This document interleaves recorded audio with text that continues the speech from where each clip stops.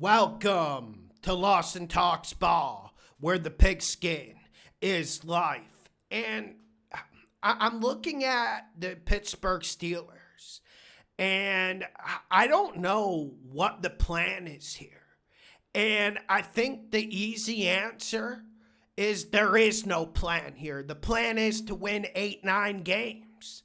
And I think they're going to have a rude awakening when Mike Tomlin isn't on that sideline this year. Now, I'm not going to complain about any of these particular additions. Like, if you told me my football team was getting Rico Dowdle, I would be pretty happy. I think Rico Dowdle is good value. I'm not going to complain about that.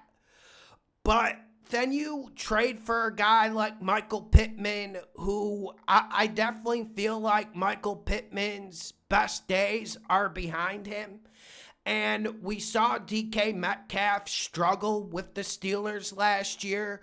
We never really saw that offense take off. Like, what are the Steelers trying to build? What direction is this organization going? We always hear them talk a big talk. Here's their big talk. We're going to be rugged. We're going to run the ball. We're going to play great defense. We're going to stop the run on defense. We're going to stop the pass. We're going to be a top 5 defense. We're going to win games ugly, and we're going to do it that way.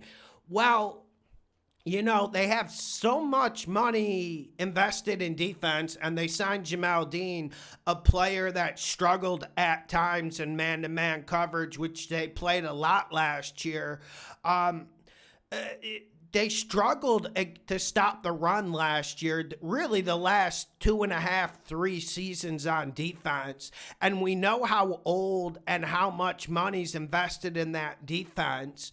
So I'm not really sure what the plan is there.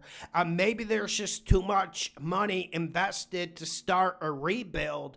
On the offensive side, yes, you add Rico Dowdle, and I'm happy bringing back Sumalo. Like, I think Sumalo had a good year, and I think Sumalo is definitely one of their best offensive linemen.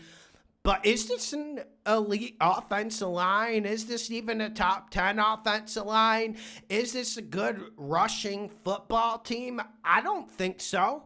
I feel like at time Aaron the Game Rodgers worked miracles last year with some of the weapons provided. And I know that's where people are going to say, well, Lawson, that's why they added Michael Pittman Jr. Guys, like, I still think they need more. And you're also at the point where you're twirling, waiting around for Aaron Rodgers. And honestly, if I'm Aaron Rodgers, put yourself in Aaron Rodgers' shoes, even if you are a Steelers fan. You have the Vikings, who were very good defensively last year, who have probably a better offensive line. I think most people would agree with me. They have one of the best wide receivers in the game, and they have Jordan Addison and a very good tight end in Hockenson.